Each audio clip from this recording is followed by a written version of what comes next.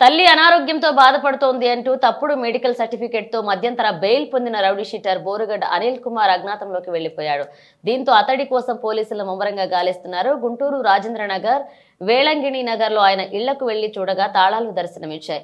ఆయన కుటుంబ సభ్యులు కూడా అందుబాటులో లేకపోవడం, ఫోన్లు స్విచ్ ఆఫ్ వస్తుండటంతో వారి ఆచూకీ కోసం పోలీసులు గాలిస్తున్నారు.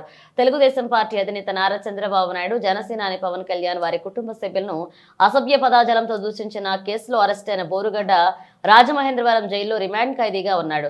తన తల్లి ఆరోగ్యం బాగోలేదు అంటూ ఫిబ్రవరి 15న మధ్యంతర బెయిల్ పొందాడు. 28న జైల్లో లొంగిపోయాడు. అయితే ఆ తర్వాత మరొక మారు మధ్యంతర బెయిల్ కోసం దరఖాస్తు చేసుకున్నాడు. తన తల్లికి సీరియస్ గా ఉందని మధ్యంతర బెయిల్ పొడిగించాలని పేర్కొంటూ గుంటూరులోని లలిత సూపర్ స్పెషాలిటీ ఆసుపత్రి chief cardiologist PV Raghava Sharma జారీ చేసినట్లుగా మెడికల్ సర్టిఫికెట్ ను జతపరిచాడు. దీంతో మార్చి 11 వరకు మధ్యంతర బెయిల్ ను పొడిగిస్తూ న్యాయమూర్తి ఆదేశాలు జారీ చేశారు. అయితే న్యాయస్థానానికి బోరుగడ్డ సమర్పించిన మెడికల్ సర్టిఫికెట్ నకిలీదని, దానిని తాము ఇవ్వలేదని డాక్టర్ పివి రాఘవ శర్మ వాగ్మూలం ఇచ్చారు. దీంతో అప్పటి నుంచి బోరుగడ్డ కోసం పోలీసులు గాలిస్తున్నారు.